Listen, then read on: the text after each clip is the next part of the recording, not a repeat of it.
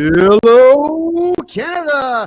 Hello, United States of America. Greetings to everybody here in Panama and all over the planet. My name is Kevin J. Johnston. This is the Kevin J. Johnston Show that runs every single Tuesday at 9 p.m. Eastern Time. We have a lot to cover. This is going to be a great show because there's a ton of information here that each and every single one of you need to hear and need to know. As you all know, those who have been watching my show for a long time, I had to escape communist Canada because there's a fatwa that's still there. There's an Islamic fatwa on my head because I told the truth about Islam. And of course, I would say, everybody, that the Canadian government made it very difficult for me and everybody like me to do business, to live, to be free, to do whatever we wanted. I came to a free country.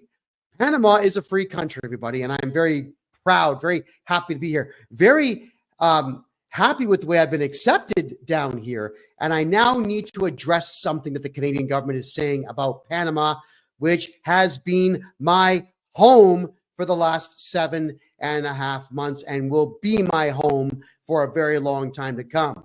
All right, everybody. We have a story of a French-Canadian couple who drove a bus from Canada to Panama.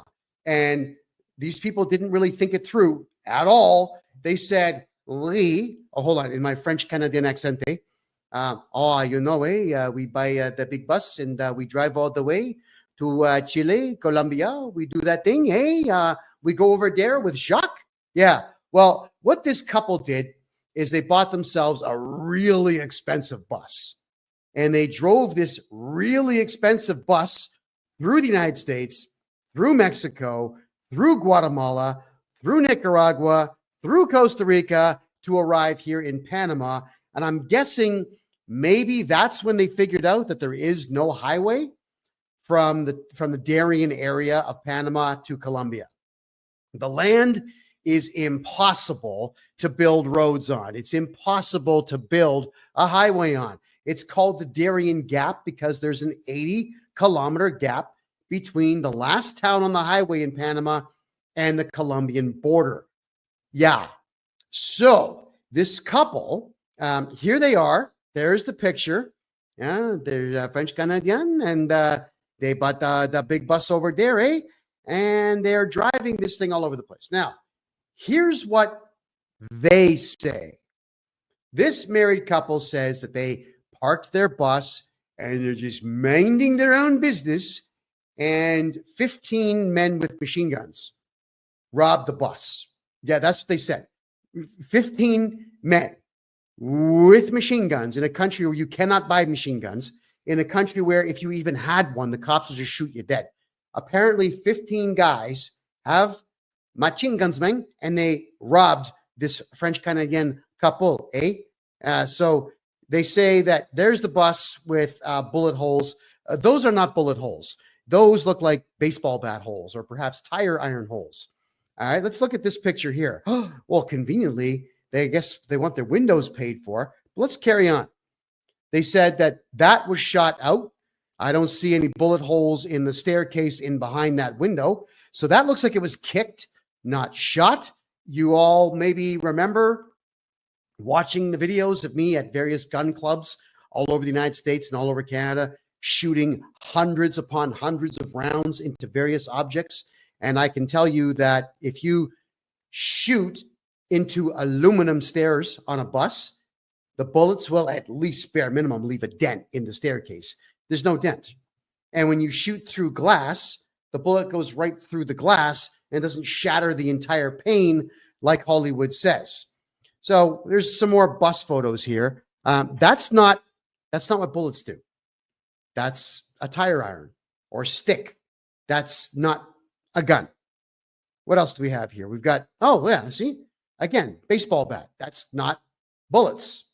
Then we've got this one. There's no bullets. There's no casings anywhere. That was hit with something. Then what else? Oh, and he's got a boo-boo on his head. And we have one bullet here. Now look at the back of the bullet. Have a look at the end of the bullet there. Does that look like it's been fired, or does that look like a bullet they maybe bought in a, I don't know, a collector store or a surplus store and just kind of dropped there. It also looks like it's been driven into the ground. So someone put it there and stepped on it? Is that what's going on here? And there's the married couple. The French-Canadian chick. She's not a bad day. Too many tattoos for my liking. But conveniently, they've got themselves a GoFundMe page or whatever this website is. So you've watched me.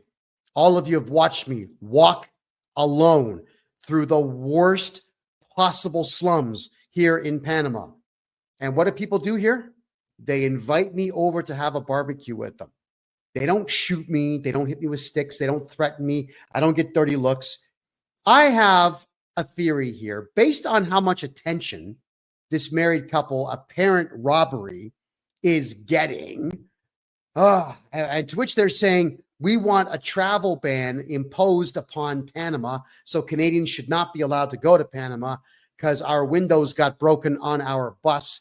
And apparently 15 guys had machine guns pointing them at us, where you saw that not one bullet got fired on this bus. I have an alternate theory. And I don't care how upset people get with me. Based on the fact that I live right beside a slum, I might add, everyone.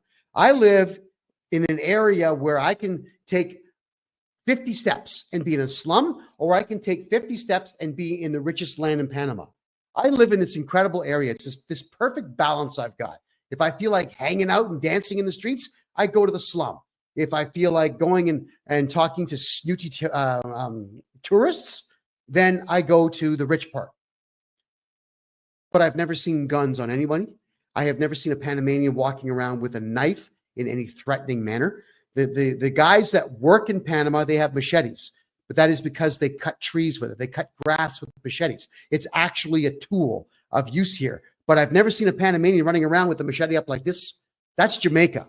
That's not Panama. So I've got a theory that this couple who drive this big tour bus that probably cost them a couple $100,000 to buy and probably costs about $2,000 to fill the tank, I think they ran out of money. That's my take.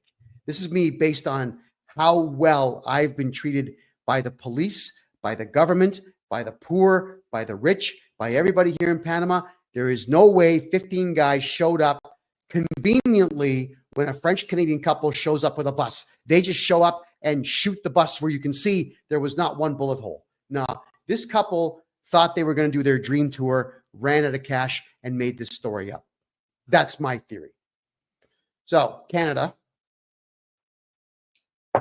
Panama City, the capital of Panama, is safer than Toronto. It is safer than Toronto. It is safer than Montreal. It is safer than Vancouver. It is absolutely safer than New York and Los Angeles. This story stinks to high heaven. I'm not buying it. I don't think any of you should either. And the Canadian government right now, they're watching Panama because I'm here in Panama shooting off my mouth about how amazing Panama is, but also the fact that the Canadian banks suck and you should move your money here to Panama, just like I did. So, everybody, don't believe anything the Canadian government's got to say about Costa Rica or Panama. It's all lies. Remember, Justin Trudeau bought a house in Costa Rica this year, my mistake, and tried to move over $40 million of stolen money into Costa Rica. And the Costa Rican government said, no, you're a left-wing freak, retard, loser. You're not going to move your stolen money into Costa Rica. So what did Trudeau do? He started shutting down the Costa Rican consulates in Canada. Every single thing that you hear that's negative about Latin American or South American countries is because Trudeau is not getting his way. And he knows that investment dollars are leaving Canada and going into Mexico and Panama and so on. And Canada's losing money, hand over fist. So he makes up these stories about danger, danger, danger in these countries. Nothing dangerous about it. Alrighty. And if anybody does want to open up a bank account here in Panama, let me know. I'll get it done for you in 5 days. Really inexpensive. Your money is safe here. My money is safe here. I love it here. I'm not leaving. So for that French-Canadian couple, shut up. You're full of crap. I see through your scam. And eventually, the average person who visits Panama will also come to understand you're never going to find a gang of 15 guys with machine guns picking on a French-Canadian couple. Because, especially when they parked their bus in a safe tourist area. Okay. All right. There we go, everyone. So, tonight, we're going to talk about Kevin O'Leary. For those of us around the world that don't know who Kevin O'Leary is, he's one of Canada's most successful businessmen ever. And he puts on this big show about, I don't care about humanity. I don't care about people. I just want to make money. I just want to make money. Fine. That's his shtick. It's an act, and he's allowed to put on the act. Good for him. His wife killed somebody. We know that. And he was able to, I guess, pay the best lawyer in the world to get her off that criminal charge. Kevin O'Leary is on the show Dragon's Den in Canada, and the better equivalent in the States called Shark Tank. That's him. He calls himself Mr. Wonderful.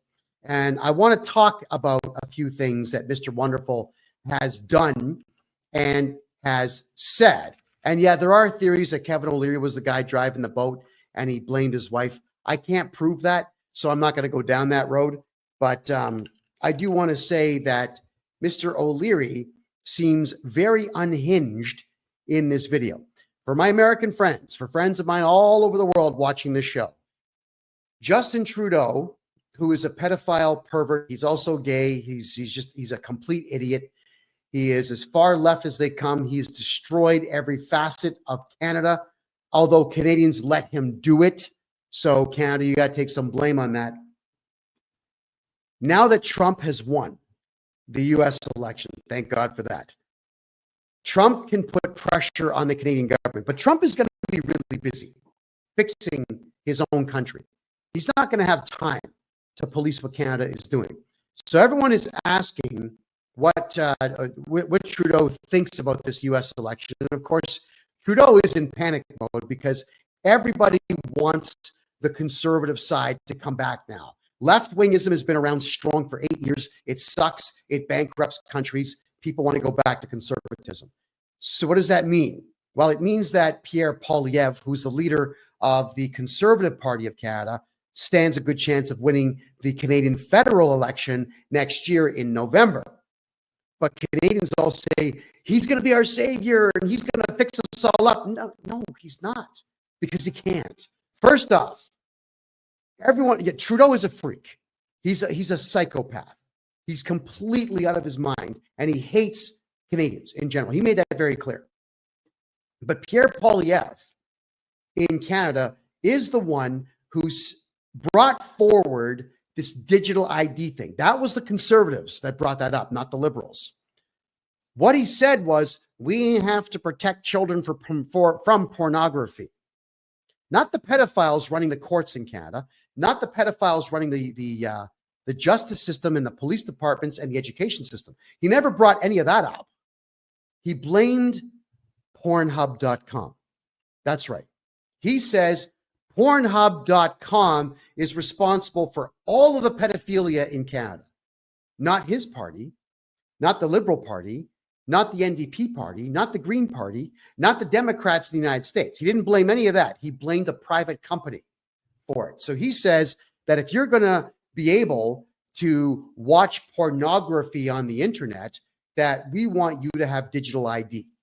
So for Canadians out there that think Pierre Poilievre is the end-all be-all savior next year, should he take office, I'm telling you that digital identification is going to be a thing within 6 months of him taking office. 6 months. You watch. Don't listen to me. But remember what happened the last couple of dozen times Canadians didn't listen to me? Oh, yeah. What happened? Radical Islam took over Toronto. Communist China took over Vancouver. The economy tanked. Pedophiles, just like I told you they would, pedophiles now run the court systems in Canada. Pedophiles do what? They are teachers now in your schools. I warned you about all this stuff. And what happened? I got arrested for it. And Canadians went, yay. Kevin's insulting Canada. You can't do that. Yay. Lock him up. Okay. So now what? I'm in Panama getting really rich, and Canadians are stuck in Canada getting really, really, really broke and really, really poor. So I'm not here to gloat on that, but I am here to help Canadians and Americans who are watching this figure out what's really wrong, and I'm going to be offering solutions. I'm not just here to complain, because if I'm going to complain about how terrible things are, then it's just a friggin' echo chamber. And I don't want to be an echo chamber. I want to be the guy that's got answers. And right now, Kevin O'Leary, Canada's richest guy, he's got no answers except for himself. He knows how to make money for himself. Good for him. But I know how to save money for all of you. I know how to make money for Canadians. And I'm going to share some of that with you tonight. So let's play his video today. This is going to take about 4 minutes to get through. So here we go. This is the interview where he seems a little unhinged to me. Here we go. No, want to talk Canada now. We saw Prime Minister Trudeau's immediate reaction saying, don't worry, Canada, everything's going to be fine for us under a Trump presidency. We're fine with a Trump victory. Kevin, what is Trudeau really up against here? Trudeau is now a mouse in the kitchen running around. You see them just under your cabinetry. His own cabinet has a broom and they're trying to get him. They're going to get him. They're going to get that little mouse pretty soon. And it's going to be great because it's going to open up Canada to bring back to international investing. I am very excited about investing in Canada again. I haven't touched it in 8 years. Trudeau's the worst manager in history of Canada. I've said that countless times. It's the end game now. It's very important that we get rid of him soon. But I think Canada is in a great position right now because we need energy in North America, and we have it. We need data centers. Canada can lead in AI. We need to get rid of Trudeau. I thank him for his service, and it's time to move on. I mean, they're going to get the mouse. The broom's going to hit the mouse soon. That's what's going to happen. But the question is, Kevin, who is that leader in Canada? Does Canada even have nobody? Such a candidate? I don't care. I don't care. I don't care if they put a goat in running Canada. It's better than what we got right now. I'm happy to put a goat in Parliament, and we just listen to that goat nay, yes or no. It's better than what we have right now. Trudeau has killed Canada. The amount of capital that has left Canada in the last 8.5 years, the GDP per capita, the collapse of investment in Canada, it's all on him. He owns it. That guy has damaged our country in such a brutal fashion, it's going to take decades to fix it. It's so important that he get out of there. Please leave us alone. Please leave. Please. His own party is on their knees begging him to leave. He's got to go. We have to fix the country. Please, enough. Please, enough. You can do something else. He's still got his passport. He can stay in Canada if he wants. I don't know what he's going to do. I don't care. He's just got to step aside. The damage, the abuse, the mismanagement, the incompetency. Please don't get me going. Kevin, you're right. I mean, as a fellow Canadian, that's all I really want for the country is respect for Canada and strength for the nation. But just yesterday, I was speaking with someone here in New York, and they said, hey, Daniela, what's the mayor's name up there in Canada? No one knows anything about Canada. It feels like no one respects Canada anymore. I mean, that's just the vibe I'm getting. I'm so ashamed of what he's done to us. I went with my wife to a wedding in Cairo just months ago. They wouldn't let us in with our Canadian passports. Wow, that's no surprise. Trudeau, what did you do to us? What did you do to us? The same thing in India, the same thing in China. Like, what did you do? You own this problem. You own it. It's you. It's you. You own it. You own it. I'm so pissed. I have a Canadian passport, the most coveted passport on earth. What did he do to us? I don't even know why they're pissed at us. I have to use my Irish passport to go to a wedding, and I'm so pissed. Well, thank you for that heartfelt plea, Kevin. I'm sure it resonates with many. All right, everybody. So he looks a little unhinged. He does. He looks a little unhinged to me here. So let's talk about it. Yes, the Canadian passport used to be the best one in the world to have.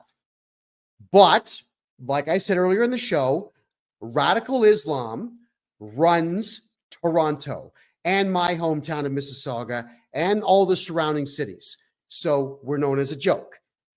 The very bizarre radical leftist LGBTQ freaks, they run Montreal, the second biggest city in the country, and all the surrounding towns like Baie-d'Urville and Pierrefonds and whatever else. It's all crazy left-wing nonsense. Montreal's where all that really radical gay stuff really took off. Then you've got Vancouver on the West Coast is completely owned by communist China. Then you've got Surrey, British Columbia, to the southeast of Vancouver, which is completely run by India. So Canada has become a joke in that every other nation and culture and whatnot runs Canada. And we have allowed foreign trash with very low IQs to take over almost every branch of the Canadian government. So Kevin O'Leary comes out and he does tell the truth about the fact the Canadian passport means nothing anymore. It's junk. It's junk. It's better to have an American passport now that Trump has won. But he's saying that with Trudeau eventually leaving, that somehow Canada is going to be a great place to invest. He said that. The guy's worth billions. And that's a really stupid thing for a billionaire to say. And I mean over the top stupid. So I'm going to go now through, and I suggest everybody who's ever thought about going to Canada or investing in Canada, please stick around for the next 90 minutes so that I can explain to you why Canada sucks, why it's going nowhere, and why Kevin O'Leary is wrong with everything that he said. So first off, let's cover something. I don't know if anyone out there is familiar with FinTrack in Canada. FINTRAC, FinTrack. It's one of these post-Islam things where supposedly FinTrack was supposed to have a look at all of the bank accounts in Canada that were making really large deposits and transfers and scrutinize them so that FinTrack would know who the terrorists are. Yes, Grayman, I'm a Canadian citizen and I don't want to be. I'm embarrassed by Canada. I'm completely embarrassed by all of it. It sickens me to think what Canada has become over the course of the last 20 years. So yes, I'm a Canadian. I live in Panama now. I've got my residency applications into 6 different countries because other countries around the world have a lot of money. And there's money out there. FinTrack was supposed to protect Canadians and Americans from illegal transfers, legal bank transfers, terrorist funding and whatnot. And it never once happened. FinTrack has not once tracked down any terror groups in Canada at all. But what FinTrack does do is if you make a transaction in Canada of anything more than $3,000, FinTrack is paying attention to what you're doing. There's your digital identification nonsense right now. So everything you do in Canada over $3,000, this terror watchdog is tracking it. They're recording everything that you're doing. They're doing the same thing with crypto transactions. So there are companies in Canada called Coinberry and ShakePay, BitBuy, and a few others. But if you make a transaction with Ethereum or Bitcoin or XRP or any of the big boys over $3,000, FinTrack asks the following questions. Who are you sending it to? Why are you sending it to them?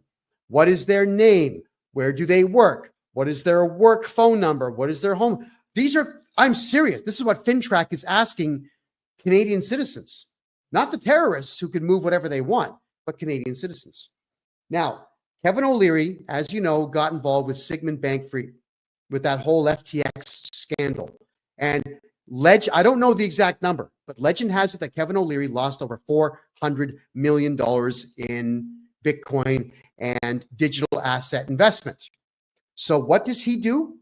He opens up a new company called WonderFi So it's Mr. Wonderful Kevin O'Leary's University for Canadians on how to learn how to deal in crypto, which then turns around and buys up Coinberry, which is a place you could buy Bitcoin and Ethereum. And then he cooperates fully with FinTrack. So if you're ever wondering why FinTrack is watching what you're doing in Canada, that was Kevin O'Leary, because he got ripped off by Sigmund Bankfried, hopefully who does like 25 life sentences for what he did. But I'm saying to you here is that Kevin O'Leary got angry, and now we got to pay the price because FinTrack is watching every transaction Canadians do over $3,000. Now, why would you want to invest in a country that does that to its citizens? And I'm speaking to you as a Canadian, to Canadians especially. My God. So that sucks. Kevin O'Leary says Canada is going to be great to invest in. Well, here is every single reason that I could think of over the last 2 days why you should not invest one single dollar into the communist and Marxist hellhole known as the Dominion of Canada. You will regret it. First and foremost, Canada is a communist police state. That is correct. A communist police state. The police in Canada are monitoring everything that Canadians are saying. Instead of going out and fighting crime, what they do is they sit on social media like the losers that they are, and they are watching everything that Canadians are saying and filing criminal charges against Canadians, even if the things that you're saying do not affect anyone. They're using Section 319 of the Criminal Code in Canada, which is called willful promotion of hatred, to state that everybody, especially white people who have opinions against the government, need to be charged because somehow they are hurting the Canadian public. Yeah, amazing, huh? So what's going on here is from the year 1998 to about roughly 2004, the crime rate in Canada dropped. It just fell off. So the court system said, we're not going to have those bastards in black gowns in Canada, the judges. We're not going to get our $400,000 salaries anymore. So what they did is they took discretion away from police to not waste their time charging people and arresting people for silly things. And they said, if someone even speaks out of turn, arrest them and put them in the system. So Canada, in that time, the arrests just went right through the roof. So you can get arrested in Canada for anything. Offending somebody, coughing too loud in a restaurant, they'll call it causing a disturbance. That's the actual criminal charge. Saying anything on social media that left-wing freaks don't like. Protesting now gets you arrested. Yeah. Protest. So if you were to protest any of the pedophiles harming children in Canada, the police will arrest you. And what they always do to make a big deal of it is they send out the really crazy, morbidly obese lesbian cops to manhandle men so that they can make a production in Canada about the fact that men are not to be respected in any way. So with it being a complete police state, nobody's safe in Canada except the criminals. The criminals in Canada are very safe. The more violent somebody is, the safer they are in Canada, but the more intelligent and outspoken they are, the safer they are not in Canada. And yes, I know it's exactly the same in the United Kingdom. So in Canada, honestly, the police are of no value at all. Why do we have police in Canada? Why invest in a country that arrests everybody for nothing? Just to keep the courts employed, to keep the judges and the crown attorneys employed. And for those who are curious, I was originally born in Toronto and raised right next door in the city of Mississauga, which was great when the population was only 175,000. It sucks now with 1.2 million, most of whom don't even speak English and weren't born in Canada. Period. All right, everybody. And the federal election in Canada is next year in November, everyone. So the left wing now. I think that we've all been able, with 4 years of Biden and Harris in office in the United States, have had an opportunity to see what left-wing politics can do to an entire country.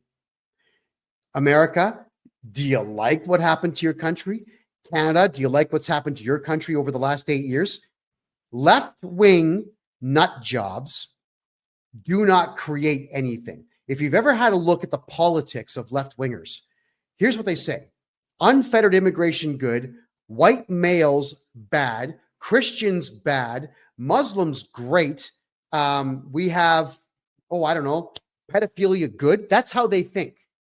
And in doing so, they'll also say capitalism bad, oil bad, gasoline bad, and electricity bad. But of course, everything that they do is on computers and phones, which are made of petroleum-based plastics and which run on electricity, which is created by, you guessed it, nuclear power. So they are out there screaming at the top of their lungs that everything that they use is bad. And what they've done is gone out of their way to look at guys like me and Christians and so on to say that you're bad and we're going to shut your businesses down.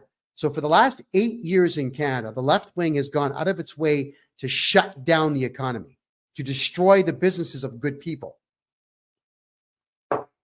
But, and this is for the conservatives now, for conservative Canadians, it's your fault too.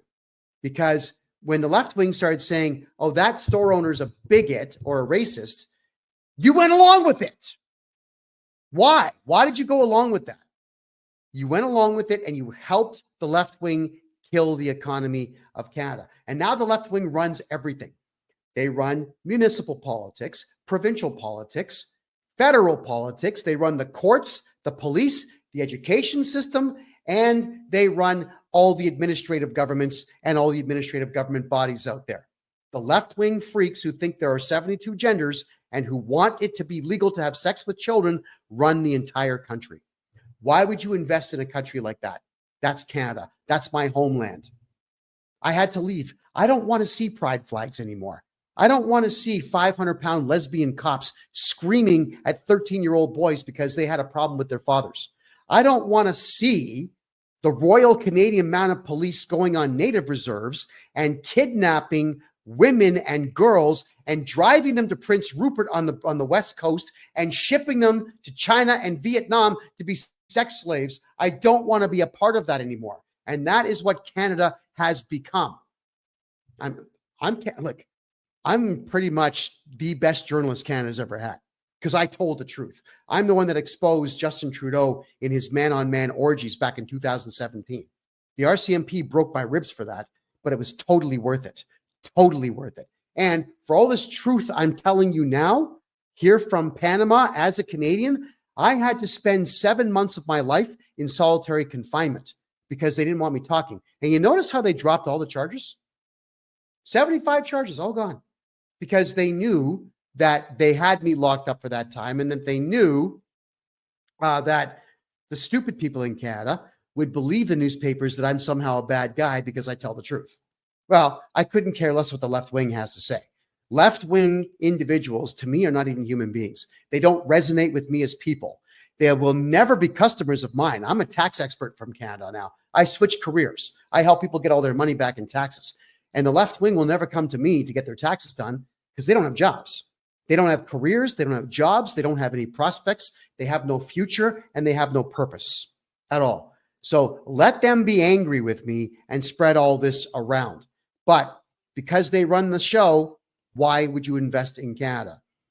Now, the other problem that we have in Canada, this is a very, very serious one. Radical Islam runs the courts in Toronto, Mississauga, Brampton, Vaughan, and Scarborough, and also in Pickering. You have radical Muslims running the courts, punishing Christians, Hindus, and everybody else in Canada in the court system. You got to stay away. If you're in the Greater Toronto area, you should leave because radical Islam runs the show and white cops will arrest white people who criticize radical Islam because radical Islam runs the country now. So why would you want to invest in Toronto, knowing full well that if an Islamic group decides that they want your property, they're just going to go to the courthouse and the Muslim judges now in there will say, oh yeah, Sharia law says you can just take a Christian's land. That's coming. And it's already started.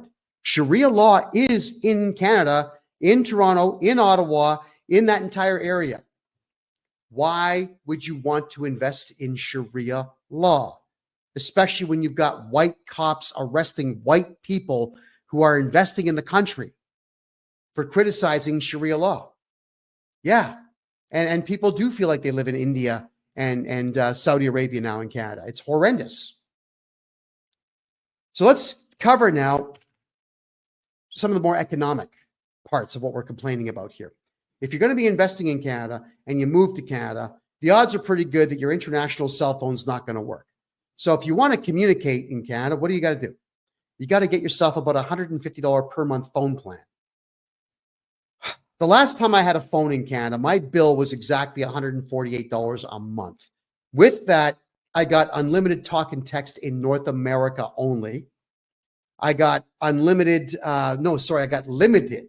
I had 20 gigabytes a month of data, which as a journalist and a big mouth, I would burn through in no time. I would usually burn through that in 2 weeks and pay extra. So really in Canada, your cell phone bill could potentially be $200 per month per phone number. Why is it so expensive? It's not like the airtime costs them anything. It doesn't cost them anything. They just charge it because they can, and Canadians won't do anything about it. Here in Panama, I pay $5 a week. Unlimited talk, unlimited text, unlimited data. And because I have unlimited data down here, I deliberately burn through between 20 and 50 gigabytes a week. I'm paying $20, and there's no tax. It's just $20 a month for unlimited everything on my cell phone. Think about that. So how is it that Panama's got it right and Canada's got it wrong when it comes to communication? My God. So when you have a lack of communication, when people can't afford cell phones and the left wing is out there wrecking everything, what we have now, if you're going to be moving to Canada and trying to invest in Canada, is a serious lack of choices of cities to live in. Let's cover the major ones. So on the East Coast, you got Halifax, which is the capital city of Nova Scotia. It's far left. And for some reason, there is this part of it that is the government pays for it. It's the descendants of black slaves from the United States that escaped the United States back then. Now, the Halifax government gives them free money and has been doing it for over 150 years. And in that particular neighborhood, they're called Scotias. These black folks don't learn anything. They refuse to because they get paid to do nothing. Why is that good? I'm telling you that it's not. Halifax has no economy whatsoever. And that's the only city on the East Coast worth talking about. Then I bump over to the capital city of Quebec, which is Quebec City. It's gorgeous. It's 420 plus years old. And it is an old military fort from that era, but it's expensive. You can't afford it. And it has no industry except for one, which is tourism. And with all the left-wing nuts moving there, what they're doing is they're chasing away all of the tourists. The tourists don't want to go anymore because the left-wing freaks have ruined that place. You go over to Montreal, and again, there's no economy anymore at all. There is no economy in Montreal whatsoever. Why? Because the Quebec government runs the province of Quebec in Canada like a completely separate nation. And it's got its own tax structures, and it bills everybody to death. So not only are you paying excessively high federal taxes in Canada, the Quebec government will bankrupt you, and it's bankrupted just about everybody in Montreal. So unfortunately, as amazing as Montreal was from the 40s all the way to the 90s, and it was awesome when I was a teenager. I would drive 5 hours to go there just for the weekends to party it up. It sucks now. You can't do commerce. You can't do business. The Quebec government made sure of that, and so did the radical leftists. Then you've got the capital city of the entire country, Ottawa, which is boring. It's got nothing. There's nothing to do in Ottawa. They say the population's about 900,000, but the only industry there is government. That's it. It's government. Now think about this. When you go to the capital city, you've got the Royal Canadian Mounted Police all over the place, and they're maniacs. Then you've got the Parliament Hill Police, supposedly protecting Parliament. Then you've got all the other local police departments. Ottawa, they've got the city has its own police force. And then in and around the area, you've got the Ontario Provincial Police and the Nepean Police and all these other small police forces. There's got to be about 20,000 cops in Ottawa, and they're all miserable. And they're all intimidating people all of the time. Why would I want to live there? Why would you invest in the capital city when the only industry is government and police? And that's not an industry. The industry, I suppose, that could come from that would be the gun companies that can supply guns and the body armor companies supplying body armor. But that's not an economy. That's just the government imposing its will upon the people and wasting tax dollars. Jump over to Toronto now. Toronto, which was, again, awesome in the 80s, it's as non-white as a Canadian city can possibly be. Now, why is that bad? Because Canada's got stupid multicultural policies that state that every time a new culture comes to Canada, the laws and the rules of the country will change to accommodate that new culture, no matter how stupid and violent that culture might be. So Toronto is less than 37% white now. And as a result of the mass influx of Indians, and not the smart ones, like the really stupid ones from all the slums have moved into, from Mumbai and whatnot, have moved into Toronto. There are no more shops that are open. The malls are dead and closed. The white companies have picked up and left, because I can tell you this about Indians, they don't give white people money. Chinese people, to which there are too many in Toronto, they only patronize each other. Chinese folks don't go to white restaurants and throw money down. They go to their own. Every race in Toronto deals with its own, except white people are told that they can't deal with their own. So there's this huge race divide, which was, of course, deliberately done, but it's led to an absolutely dead city. It's an unfriendly, cold place. And it's unfortunate that it is the biggest city in the country, but the infrastructure is crumbling. There is nothing to invest in whatsoever that anybody would ever make money on. And if you have a look now, a lot of the condominium projects that are being built, they've been halted. Yeah. Toronto was building a super tall building, just like in New York City, where it was supposed to be 24 floors high for every 1 floor wide, which would have been a really super tall, super skinny building. It got to the 12th floor, and they ran out of money. All the condominium corporations in the province of Ontario, especially Toronto, which signifies about 6 million people, are broke. They're running out of money. So if Kevin O'Leary, Mr. Wonderful, Mr. Rich, is stating that he's going to invest in Canada, well, Toronto, Ottawa, Montreal, the East Coast, what exactly is he going to be investing in? If he's going to be investing, I suppose, in Indian restaurants, then he'll make a little bit of money. But I know Indian culture inside and out. I've been around it for a very long time. And it's all about getting discounts and deals and never paying full price. So good luck with that. Canadians in general, out of all of the countries in the Western world, have the least amount of business acumen. They are the worst business people in the Western world. There's a reason for this. Canada is an isolationist nation. Look at it on the map. You'll see that it shares a border with only one country, the United States of America. The next closest country to Canada is France, because they own 2 islands in the St. Lawrence River. The next closest country is Greenland. So what influence would there be internationally within Canada that Canadians would ever know about? None whatsoever. And Canadians spend all of their time saying, I hate the United States, I hate America. Yeah, but you watch the NFL, you watch the NBA, you watch the NFL, you watch American movies. Let me tell you that. Yeah, let me tell you this. When the Marvel movies came out, the End Game, was it? Every theater in Canada was sold out opening week.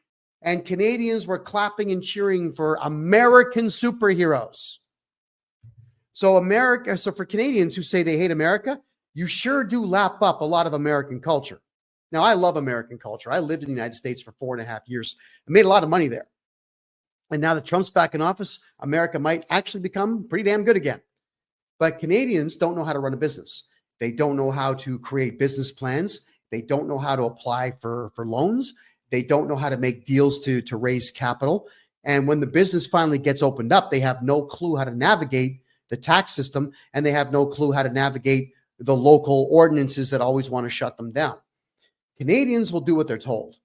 So when somebody opens up a business and some bylaw officer walks in from the municipality and says, you got to do this and this and this and this, a smart person would sue the city for it and would send a no trespassing notice to all the bylaw officers in the city and sue that bylaw officer individually and maybe put a security guard outside and say, yeah, you're not coming back in here. But nope, Canadians capitulate every time. Every single time. They don't know what they're doing. It's very difficult to do business in Canada. There's another thing here is that Canadians, they can't wait to follow the friggin' rules. Rules. How many times have you heard a Canadian say, hey, if I have to wear a mask, so do you. If I have to pay tax, so do you. I haven't paid tax in Canada in 24 years. And Canadians say, if I have to pay, so do you. No. You do what you want. But don't tell me I got to do what you're doing. You know, that whole adage of if your friends jumped off a bridge, would you? I usually get gross when I talk to people like that. I say, listen, I'm willing to bet that you shove 2-liter Coke bottles in your anus, but just because you do it doesn't mean I'm going to do it. All right. And they, of course, get upset with that. And whatever. It's very easy to upset Canadians. So they love to follow rules, and all the rules in Canada are designed to not allow a business to succeed. If you want to open a bar, for example, in Toronto, there are 14 steps you have to go through. And that means there are 14 branches of your municipal government you have to convince to leave you alone to get your bar open. Yeah, that's just Toronto. Vancouver is worse. So we have all of these cities stopping Canadians from opening up businesses, and Canadians, they just put up with it. They just put up with it. Canadians, instead of helping each other out, they argue and bitch and moan and compete with each other. Now, let me give you an example of that. As a Canadian podcaster, you figure that I would have a lot of other Canadian podcasters on my show. As a guest, come on the show, let's talk. None want to come on my show. You know why? Because they're stupid. Because they think if they come on my show, I'm going to steal their entire audience. Canadian podcasters won't let me on their show because they say the same thing. You know, Kevin's going to steal my audience. It's weird. You ever notice how in the United States, podcasters are on everyone else's show? Yeah. Man, Joe Rogan has every podcaster in the world on his show. Tim Pool has every podcaster in the world on his show. Canadians do not work together on anything. And recently, because I've become very successful here in Panama, I have been calling Canadian podcasters saying, I want to pay you. I want to buy advertising on your podcast. No, we're not in it for the money. We're doing it. Are you serious? So I can't buy tax advertising on Canadian podcasts because Canadian podcasters, quite frankly, are friggin' idiots. They have no idea what they're doing. They talk. They might know the subject matter they're talking about, but they're not running it like a business. And then what they do is they get on their show and they say, help me out, donate. Okay, that business model, it worked in 2021. My podcast was number one in Canada for 2021. We had 300,000 people watching every night. So the business model back then was donate, donate, donate now. And people did because we had the numbers. But COVID's over, so there's nothing more to complain about, right? So the numbers began to dwindle. Plus, the Canadian government put they put me in prison for being really good at podcasting. And then when they finally let me out and dropped all the charges, they had put a court order on me, banning me from using the internet for almost a year. So I would have to make phone calls from a landline to my own show just to be able to say something on my own show. That is how Canada functions. So people in Canada will compete with each other because maybe they think that everything is really that scarce. There's no cooperation in Canada in any way, shape, or form. So if you are a Canadian podcaster, I want to buy advertising on your show. Don't be a friggin' idiot. Pick up the phone, because you probably have my phone number. I've given it to every podcaster in Canada. Call me. Let's do some business. Let me take all this money I'm making here in Panama in US dollars and all this money I'm making helping Canadians relocate to Panama and getting their taxes fixed, and let me spend it on your show. But I can't even get Canadians to take my money from me. So what I'm saying here is you're going to be if you're going to invest in Canada, you're investing in a people that don't understand investment. They don't understand money. They just don't get it. So don't invest in Canada because you're going to lose. Now, the other thing I wanted to say here is that for whatever the reason, white Canadian-born people can't wait to tell other white Canadian-born people that you can't crack racist jokes. You can't do that. Okay? You just can't. And it's amazing that they will spend all of their time policing the behavior of other white Canadians instead of going out there and running a business and making money. You know what? I don't care about anything at this particular point in life other than doing what's right. Here's what's right. I'm 53. I'm going to be dead in 30 years. What's right is for me to make as much money as I can to start a family legacy for my children and for my children's children. So I can't care. I don't have the luxury of giving a crap about petty nonsense. I truly don't, which is why I don't care about any of it, which is why I say whatever the hell I want now that I'm in Panama. I know it offends people, but who cares? If you're going to be offended by what I'm telling you right now, we can't do business, obviously, because you're not smart enough to understand I'm actually on your side. I would love to see 1 million Canadians make $1 million. And I would like to actually do all their taxes for them, of course. But I would love to see Canadians being successful. They just don't seem to want to. Don't invest in Canada because Canadians don't know what they're doing. All right? There is this other problem with Canadians in the way that they perceive things. They think that everything is free. And that's the biggest problem with the socialist country that Canada has been for a very long time. So when a Canadian wants you to do something for them, they expect you to do it as some kind of favor. And when you quote a price, they get mad. Look, oh, I thought you were a better person than that. How dare you ask me for money? I am a phenomenal income tax and corporate tax guy. I have taken away more than $40 million from the Canada Revenue Agency, helping Canadians save money. And when Canadians contact me to have me work on their taxes, and I say, no problem. Just grab a 1-hour consultation. It's $150. There's no tax. I'm not charging tax on my consultations for the rest of this year. I'd say about 10% of the time, I get Canadians just blasting me. They write emails 5 screens long, telling me what a horrible human being I am for saying I can help with taxes and then charging money to do it. But they will go to a lawyer and drop 20 grand there. I'm charging 150. Lawyers are charging 10,000. So when I say 150, not 150,000, 150.00.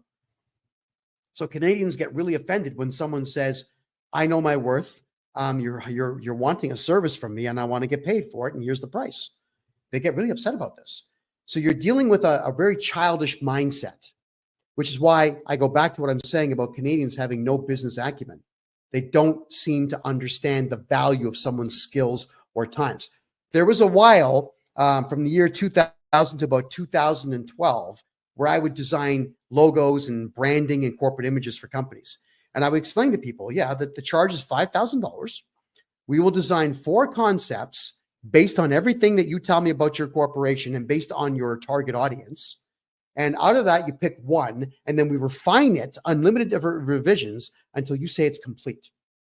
And people would say, oh, I don't think I should pay for that. Logo should only be $10. Okay. What if I said that to an electrician? You should wire my whole house for $10. What do you think the answer would be? Or a floor tiling expert. Hey, dude, tell you what, why don't you tile 2,000 square feet of floor for $10?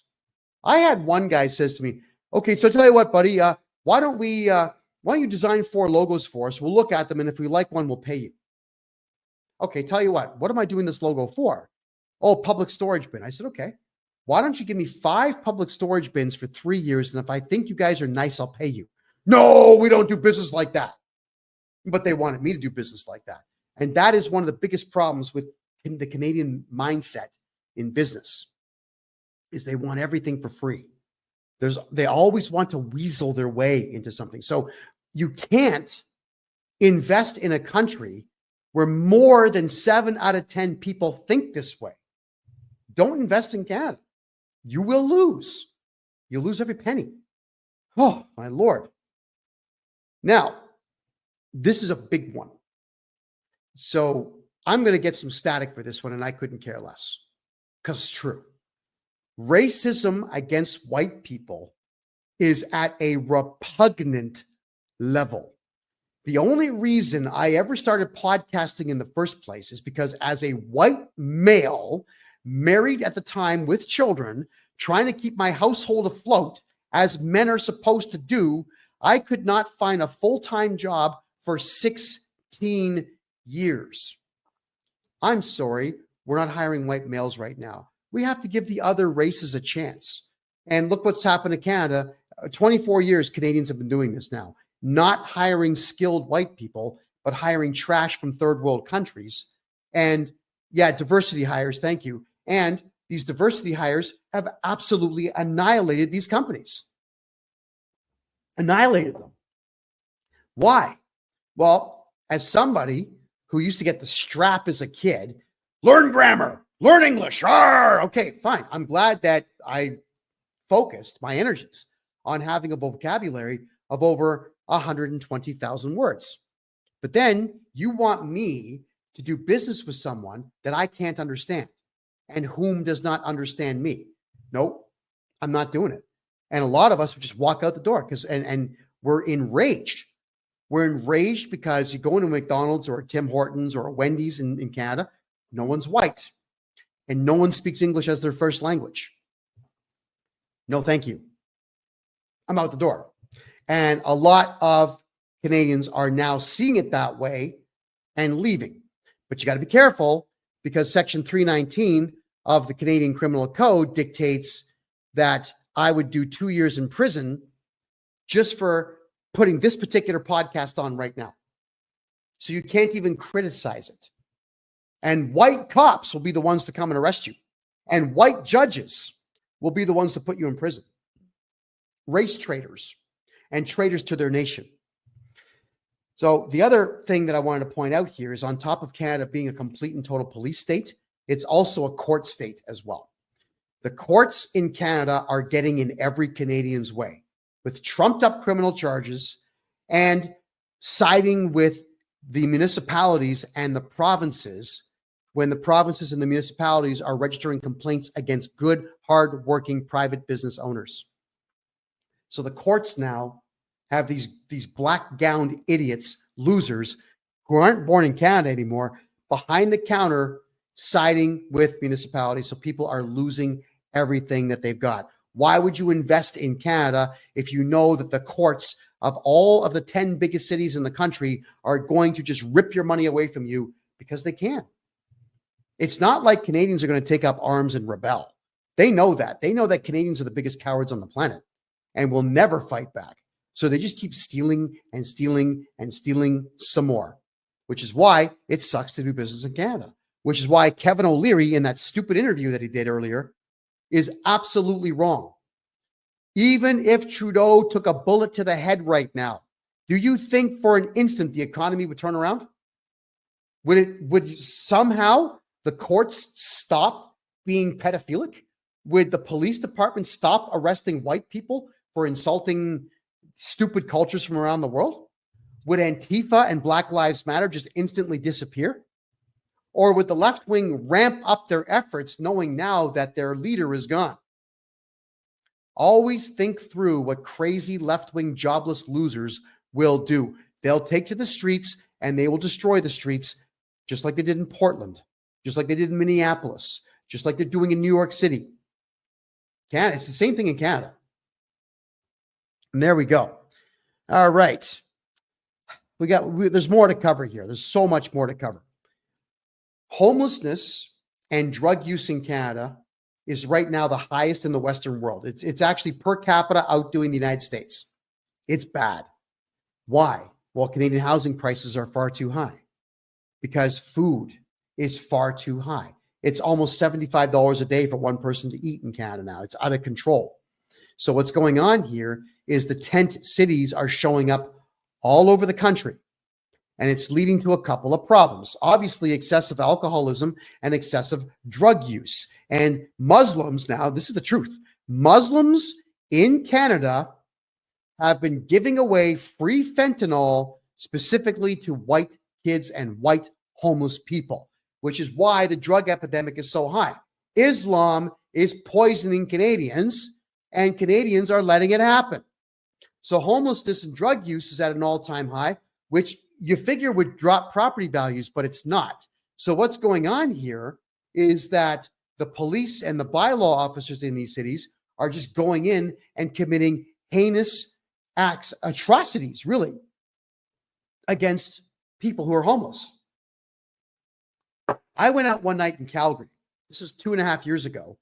And I watched two bylaw officers. They're not even cops, just losers.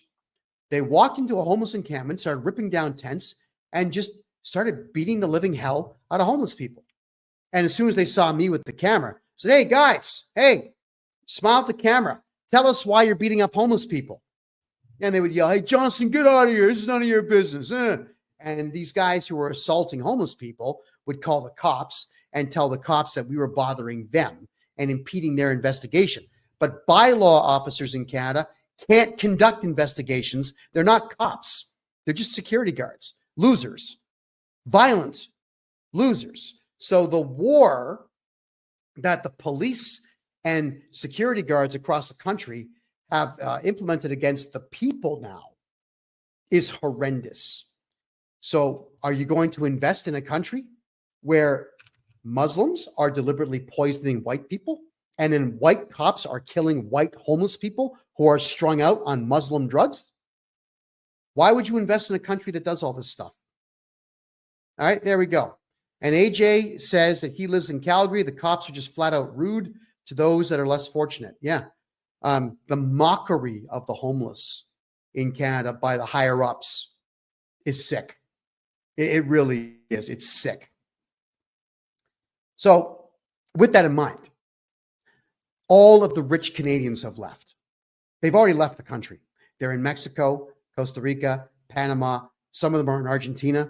A lot of them are going to former Eastern Bloc nations like Hungary and Poland, the Czech Republic, which has now rebranded itself as Czechia, Slovakia. Everyone's leaving. Everybody who has money in Canada has already picked up and left. So if you were going to go into Canada and invest, there's no millionaires to buy what you're selling because they're gone. And I know this now because I've got a lot of millionaires in Canada contacting me to open up bank accounts for them here in Panama and open up corporations and foundations for them here in Panama. I'm spending a lot of time now with lawyers and bank managers moving Canadian money here to Panama where it's actually safe. So there's nobody to buy your products in Canada at all. I would strongly recommend anybody who's thinking about an investment there, come to Panama, put your money here. Panama is going to be a G20 country in the next 10 years. That's a fact. Canada won't be. Think about that. And thank you, Joseph, for the by the way, can we get everybody who's watching right now on TikTok and over here on Kick? Can we get double fingers going, please? Let's get the hearts flying up the screen here. Absolutely. And if you're watching on Rumble, could you please hit the thumbs up button that's directly below my name there that you see? I really do appreciate that. It really does help the algorithm discover this show and help get information like this out to the masses. All right. Manufacturing, because the rich have left Canada and taken their investment dollars with them, there's no more manufacturing in Canada. Manufacturing plants are gone. But the other problem with manufacturing in Canada, let's just say it was going to come back anyway. Canadians have become excessively lazy people. They want to work 38 hours. They want 3 15-minute breaks. They want the hour for lunch. They want to leave early. They want to do all that nonsense. I don't know. I'm okay working a 14-hour day. I do that now. I get up between 4 and 6 in the morning every day. I start on the phone with my clients. I work with them pretty much all day. And then on Tuesdays and Thursdays, I do this live show. And then on the weekends, I'm seeing clients too. And also on the weekends, I'm taking clients of mine who fly here to Panama, around Panama, to check it out. So my workday doesn't stop. I like working. And here in Panama, you actually get rewarded for it. You do make money here in Panama. So I'm wondering, when you've got yourself a job and you've got yourself a house to pay for and children to feed, why is it that you don't want to work the extra hours? Ford left, GM left, AMC cars, they crashed because Canadians wouldn't work hard at the AMC plant in Brampton. Look up the story of the Bricklin.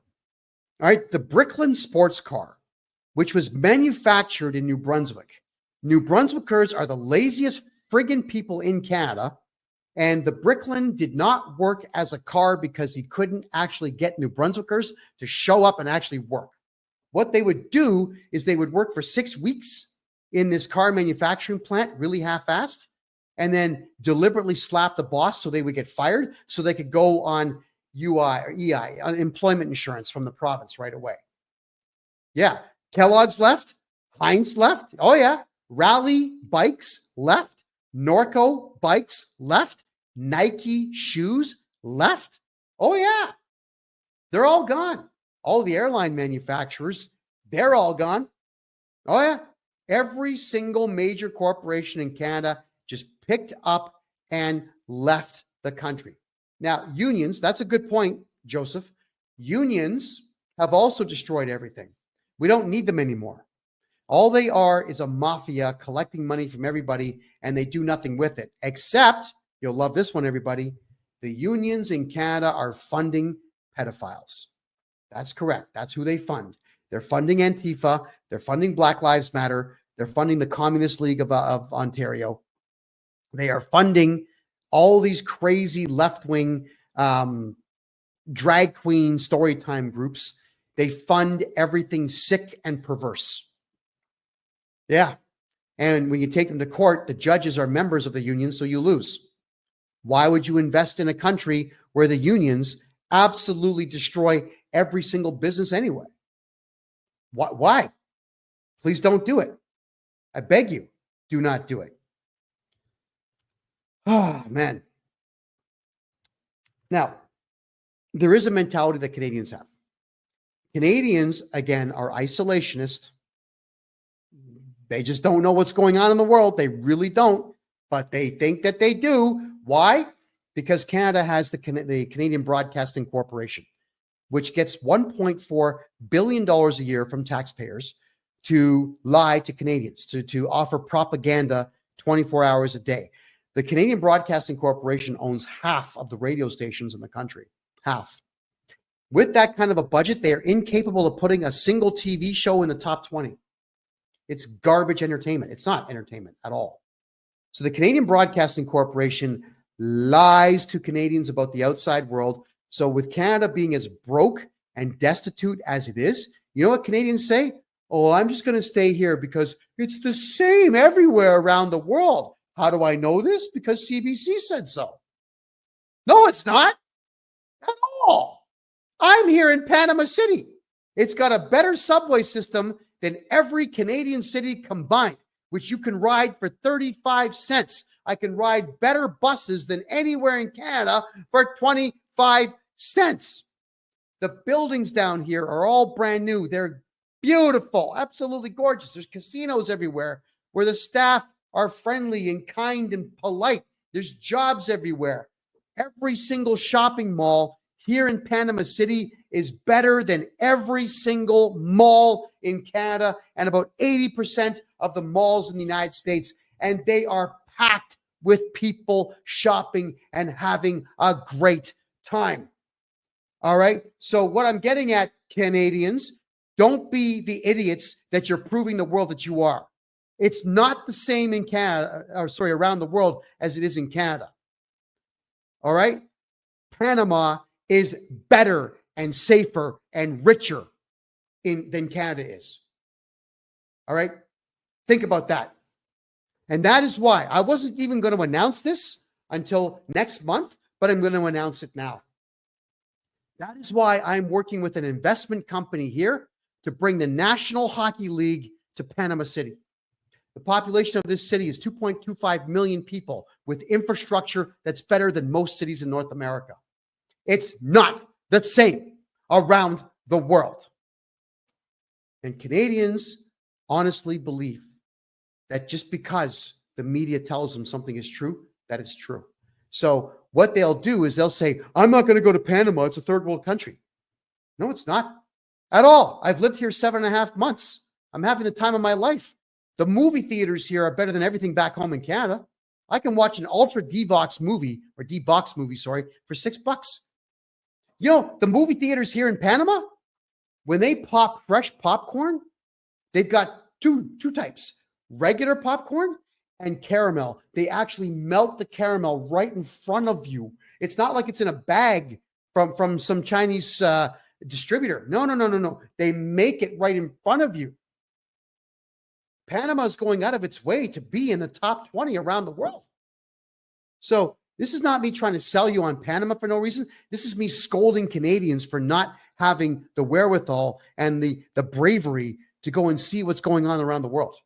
Instead, you're listening to guys like Kevin O'Leary, who screwed us completely with FinTrack and screwed the crypto market forever in Canada, telling you that now's a good time to invest in Canada because at some point, maybe Justin Trudeau won't be in office. Are you kidding me?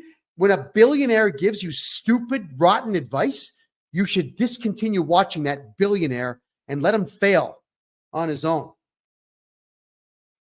Which at this point, after having listened to that stupid interview, I hope he does. I really hope he does. Now, the banks. I made a presentation to the mayor of Panama City 3 months ago. And I said, Mr. And I had a translator, of course, saying this for me.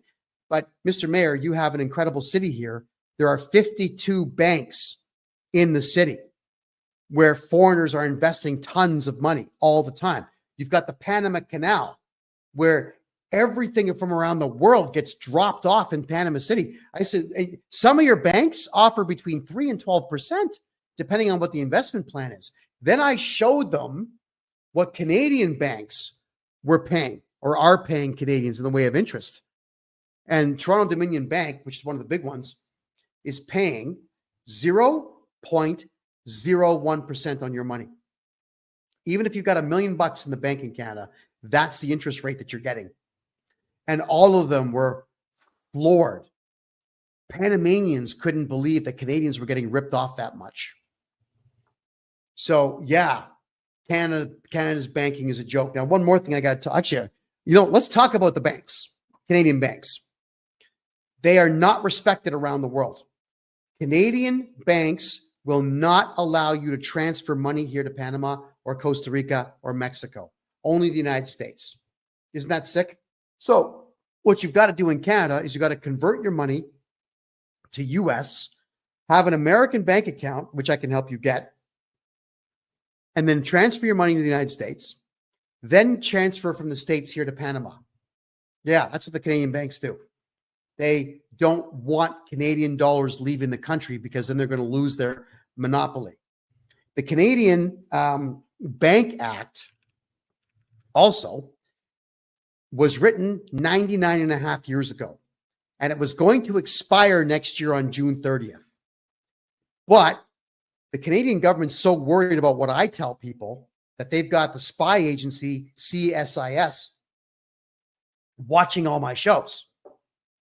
So CSIS was what they're called, goes to Justin Trudeau saying, hey, we're still watching this big mouth Kevin J. Johnston guy, and he's telling Canadians to get their money into Panama and do a bank run and drain every dollar to Canada because the Bank Act is expiring, which meant there would be no more federal currency. So you're welcome, Canada. Trudeau added 2 more years to the Bank Act. So now instead of it being a 100-year Bank Act, it's 102 years. Canada, you're welcome. I bought you 2 more years to get your money moved, but they're not going to renew it again. No matter how loud I am and how obnoxious I am and how much I criticize the Canadian government, they're only going to do that once. So in 2.5 years, the Canadian dollar won't be worth jack, nothing. Got to get it out of there. Here's another thing. Around the world, especially in America, banks are supposed to stimulate the economy by introducing capital into the country. Bank loans are supposed to be given out to citizens so they can build businesses and pay future taxes, and then repay those loans and take more loans to keep the money flowing in the society. So American banks and banks around the world are capital venture banks. It's capital-based banking. That's why the United States was number 1 for all those years, because you could get your hands on investment money. Canada's banking system is asset-based banking. So if you don't own a house or already have $1 million, you can't borrow $1 million. The first thing all these drones, all these idiots in the bank ask you is, oh, do you have a house? What's your address? We're going to use it as collateral. Oh, it's always foreigners. I hate it. Canadian-born people don't work in any Canadian banks anymore. You can't get an English-speaking bank manager anymore. I despise the fact that in Canada, you can't raise capital.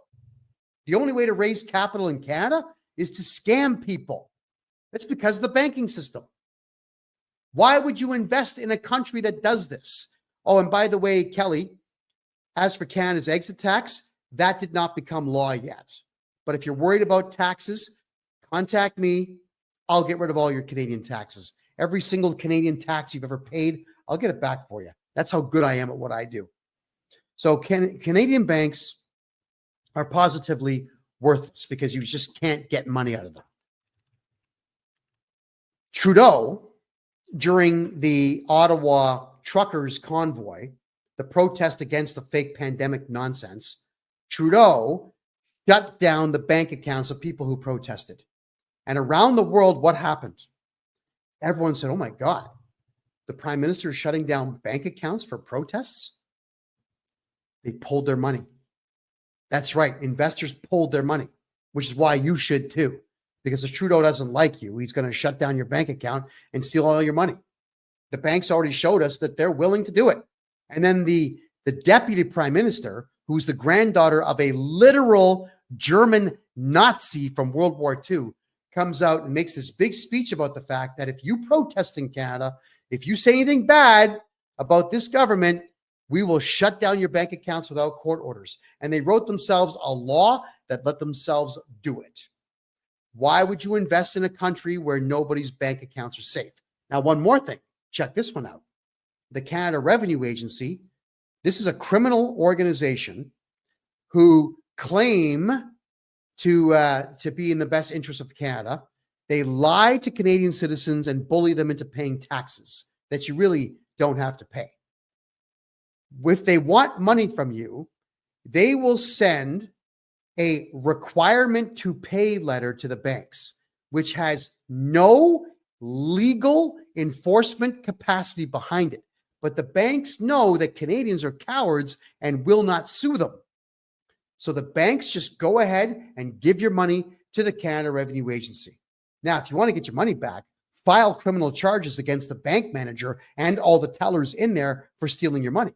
Canadians can do this. You've got the right to do it, but Canadians won't do it. That's why the banks are taking your money and just giving it away. The Canada Revenue Agency doesn't get court orders. They think that they don't need to, but their requirement to pay letter is nothing. If you look at Section 317 of the Excise Tax Act, you will see that if a bank doesn't give the CRA money if the CRA asks for it, then it says that the bank will be held may be held liable, but there's no punishment. So if you look at Canadian laws, there has to be a punishment for something to be enforceable. There's nothing in the Excise Tax Act or the Income Tax Act where there is actually a punishment issued. You know why? Because there is no punishment that gets issued. The Canada Revenue Agency doesn't have lawyers of their own. They count on the Justice Department to supply lawyers, but the lawyers won't sue the banks because the CRA won't pay them to do it. The CRA doesn't sue people. They just send out these letters requirement to pay. So when Canadians have their money stolen, Canadians mistakenly believe it's from the Canada Revenue Agency. It's not. The bank did it. Your bank did it. So your banks in Canada will give your money away whenever they feel like doing it. Why would you invest in a country that does that to its citizens? I certainly wouldn't at all. Now, if you factor in income tax in Canada, if you factor in, here's some of the taxes that Canadians pay. The federal income tax, the provincial income tax of the province that they reside within, if it's income tax that they pay. Then there's Canada Pension Plan. It's a Ponzi scheme that you pay into, which you're never going to get after the year 2032. Then there's unemployment insurance you got to pay. So you could, in just the taxes there, you could lose up to 48% of your paycheck in Canada. Then you got to pay property tax on your house. And in most provinces, you've got to pay a provincial sales tax on everything that you buy, including haircuts and movie tickets and popcorn and whatever else. Then there's also the federal goods and services tax, which is 5% on top of everything you buy. So if you buy a car for $100,000, you've got to pay in the province of Ontario $13,000 in tax. Yeah, the provincial tax and the goods and services tax. In the province of Ontario, if a used car is being registered by you, you've got to pay provincial sales tax on it. If it changes hands 30 times, that car gets taxed 30 times. So you've got the 13% tax in Ontario.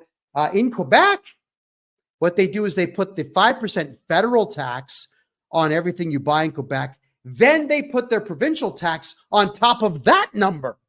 So it's almost like a compound that Quebec will do. Talk about crazy. But then there's also gas tax, liquor tax, entertainment tax, hotel tax. By the time you pay all the taxes in Canada, you're losing 73% of your paychecks. And Canadians are scratching their heads. Why am I broke? I can't make ends meet. Stop paying your taxes. There's only one tax in Canada you have to pay. Only one. And that would be property tax. That's right. Property tax. Because the municipalities somehow have been able to weasel their way into stealing your house if you don't pay property tax. But you don't have to pay federal tax. You can't do prison time for it. And if you hire me to do your taxes for you, guess what happens? I'm going to go back 10 years on your tax file, and I'm going to get you back at least half of that. And the CRA, they've tried to stop me, and they can't. So understand this, everybody. Taxes in Canada, you know what they pay for? Pedophiles to destroying the lives of children. They go to Zelensky in the Ukraine. They go to Lesotho, so Lesothans can rape more women. It goes to Boko Haram in Nigeria so that Muslims can kill Christians in the Biafran state. It goes to Ethiopia so that the Ethiopians can kill Eritreans. And it goes to Eritreans so that they can do God knows what with it. All right. Canadian dollars fund wars all over the world. Why are you paying taxes? Stop. Every time you pay $1 of tax in Canada, at least 10 black people are going to be killed somewhere in Africa because it's going there for bullets and guns. It's not going for food, infrastructure, investment. Nothing. Stop paying your taxes in Canada. It's ridiculous. But investors out there have begun catching on to just how evil Canada really is, and they're pulling all their money out. So don't invest in Canada, because the only thing that's going to happen here is Canadians are going to steal your money, the government's going to steal your money, and then give it away to terrorists and baby killers all over the world. And I know this. I'm a journalist. I've been a journalist in Canada for a very long time. I'm not a journalist anymore. I did give up on that this year to pursue taxes, getting people back their taxes. But I'm the guy that stuck my nose in absolutely everybody's business when I was a journalist. And everything I learned led the Canadian government down the pathway of arresting me over and over again. 22 arrests, 7 months in solitary confinement, over a year of being banned from the internet. They stole my house, my money, and my car. That's what happens when you speak out against the government in Canada. So now here I am in Panama, and they're really angry about it. The Canadian government's saying, we have no jurisdiction in Panama. How do we silence Kevin J. Johnston now? You don't. So for those of you out there who got court orders against me in Canada, and you think that I'm not going to talk about you because you got a court order, think again.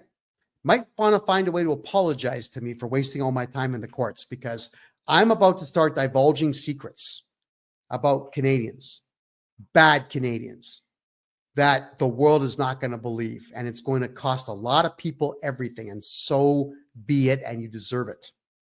And as for Mary, you're asking me, why is there no CPP after 2035? Because it's a Ponzi scheme. It's empty. Because the accounts are empty. Even the Canada Revenue Agency right now is broke. So when they owe people money back, they have to wait till they collect money from other people to pay it out. The system, it's empty. It's broken. All the systems in Canada are broken. So think about that. Devo says taxes are good. Scandinavian countries have the best standard of living. That's not because of necessarily taxes.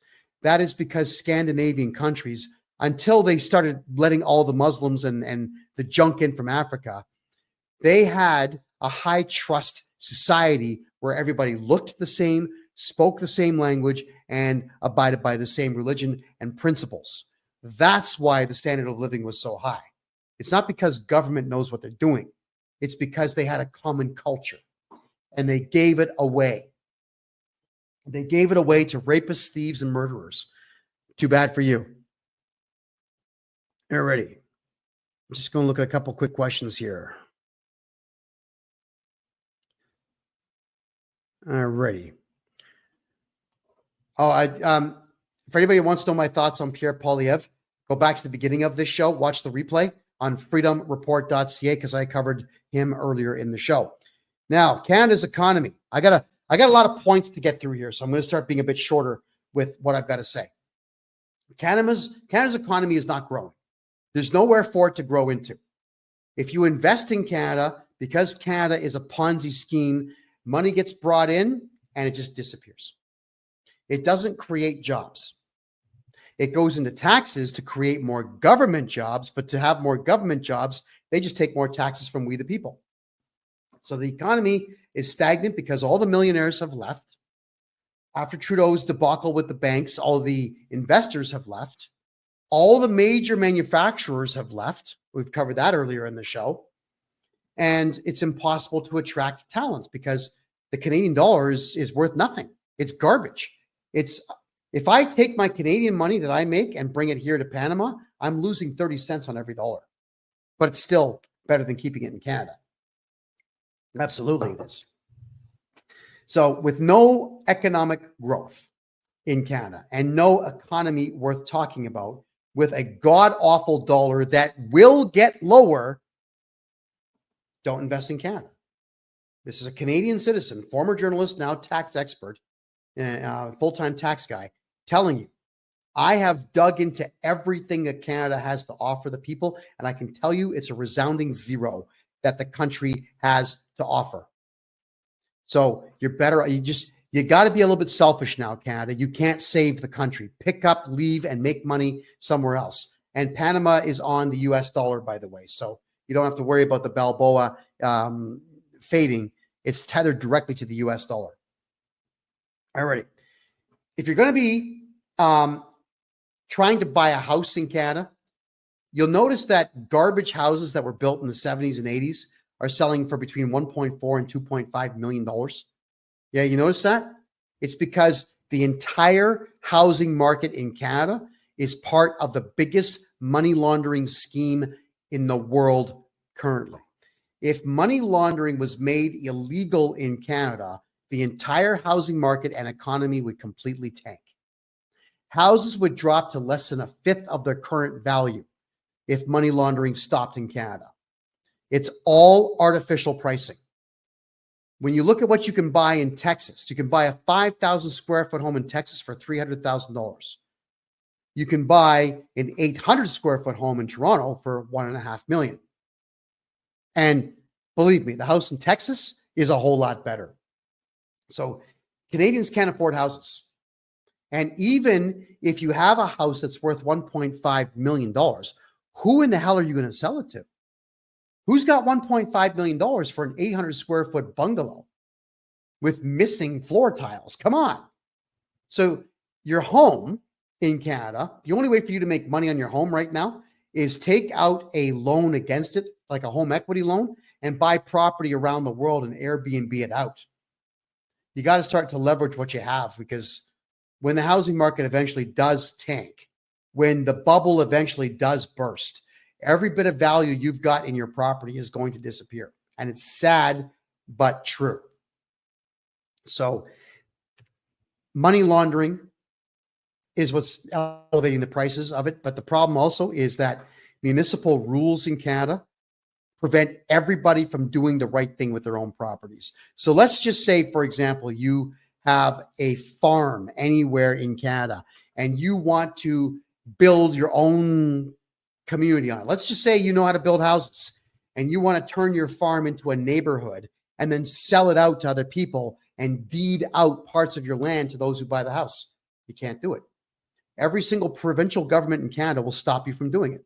They'll get court injunctions and then they'll send the cops out to shoot you if they so desire. They will stop you from doing it.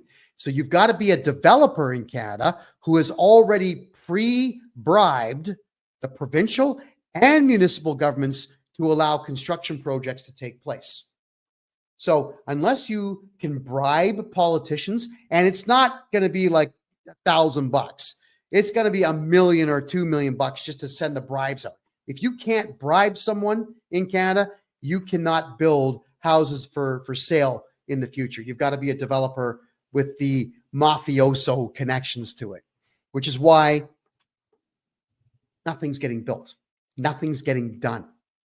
Everything is stagnated in Canada because the governments will stop you in every way imaginable. And yes, Hal, money talks, but look at how bad it's become in that there is no economy in Canada because the government is stopping any chance for Canadians to build an economy of their own. Yeah.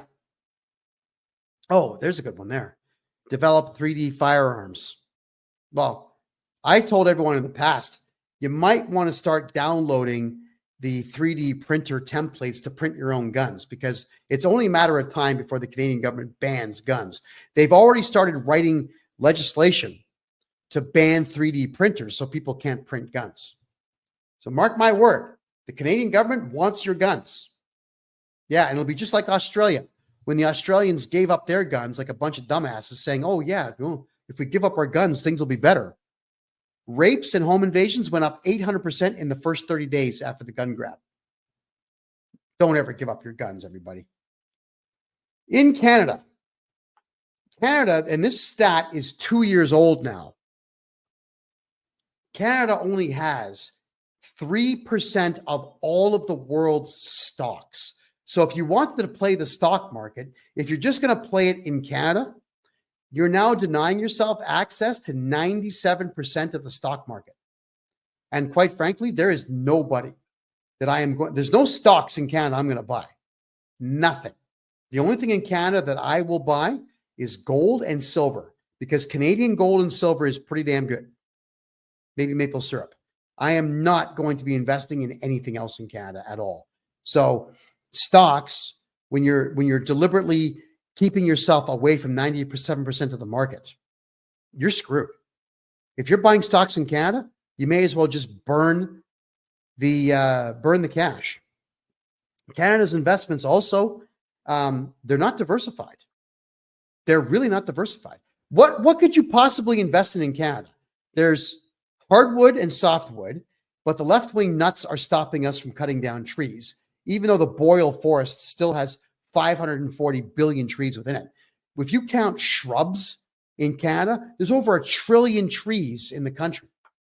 But the left-wing nuts say, no, don't cut down the trees. So that industry is gone. Then we've got the vegan nutcases in Canada saying, no, you can't have beef. And they're trying to stop beef production. So beef production in Canada is down to 10% of what it was 40 years ago. That's bad. Considering the population's higher now, why are we not growing beef? Now we've also got them trying to stop chicken farming too. And for whatever the reason, you conservatives in Canada out there who are allowing the left wing to shut down food production. You're just standing back saying, well, it's not really my business. Yeah, it is your business. So on top of not having an economy and on top of not having enough food now, you're still not even fighting for your right to have these things. My God, what? I would not invest in food in Canada because the left wing is shutting it all down. And the government is also left wing and they're going along with it. And yes, SRB 78. Yes, it's because of this climate change scam nonsense. Did you know in Canada right now, Canada is in danger of losing its forest because Canadians are not generating enough carbon dioxide in the atmosphere. Canada is a carbon negative country. Trees eat that stuff, man. Trees eat carbon dioxide and they defecate oxygen. So when you're not burning wood, when you are not driving cars, when you're not polluting in some way, the trees are dying. And it's going to get worse. It's going to get worse. Oil production in Canada is down to 5% of its maximum capacity. So I would not invest in oil companies either. Kevin O'Leary, in that speech that he gave earlier in the show today, said that Canada is going to have a great artificial intelligence sector. Where? What artificial intelligence companies have you heard of in Canada? What computing companies have you heard of in Canada? What technology companies have you heard of in Canada? The talent doesn't live in Canada. Canadians with high skill sets like me leave like I did to make money elsewhere like I'm doing. So highly skilled people that can create artificial intelligence projects don't live in Canada anymore. You know where they went? Dubai. There's money there. And the Dubai government is going out of its way to create AI software to help it expand beyond its problems that it's having now. You know, the Saudi Arabians, I know it was a gimmick, but the Saudi Arabians went out and they made an artificially intelligent robot with a female face on it, a citizen. So the Saudis are outdoing the Canadians in technology. The Panamanians are programming AI now. The Mexicans are doing it. My God, man, the Argentinians are doing it. Everybody around the world is getting into technology. Canada is shutting down its own technology. Don't invest in Canadian technology groups. They're not going to go anywhere. They won't do it. You want proof of what I'm saying? Try to hire a Canadian website design company and see if after 6 months you have a website running or not. Canadians don't know what they're doing. The technology sector in Canada is dead. Don't invest in it, period. If you were to, let's think about the returns you're going to get here. A lot of corporations will entice you to invest within them because they will pay you dividends when it becomes profitable. But if you're going to take dividends in Canada and you're dumb and you tell the Canada Revenue Agency that you took a dividend, they're going to tax about half of it. So why would you want to invest in the country that takes half your profit from you? Now, if I'm your tax guy you're never going to pay those dividends, or the dividend taxes, sorry. You'll keep them. But there's just not enough corporations that make enough money to pay dividends anyway. So think about that, which is why I'm telling you that Kevin O'Leary was wrong when he said what he said at the beginning of this show. There's nothing to invest in. He says it himself. He's not invested in Canada for the last 8 years. He doesn't even live in Canada. He has Irish citizenship. He's also got UAE citizenship, and he lives in the United States and is not investing in Canada. So if Canada's richest man doesn't even live in the country, why are you taking any of his advice on investing within that country? I wouldn't. My God. It is almost impossible in Canada to have a diverse portfolio. A lot of everybody says to me, like, Kevin, how do I protect my money? Well, I tell you the truth. You got to have some cash, not much, but some gold, some silver, some crypto. I highly recommend Bitcoin and XRP, and some property. But Canadians are broke. They've been taxed to death, and all this multicultural crap has destroyed what little economy was left. And it's not like white people can get bank loans anymore because no white people work in the banks. And all these racists from all over the world who hate white people are making sure that white people cannot get capital. Yeah, it's a true story. Racism against white people has absolutely crushed Canada. And white people just put up with it. You don't call it out.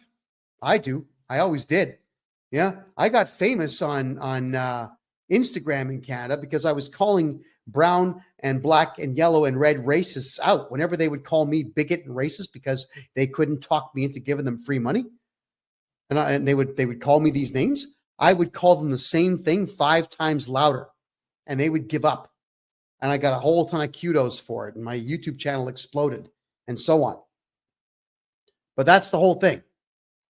So in trying to have a diverse portfolio in Canada, it's next to impossible.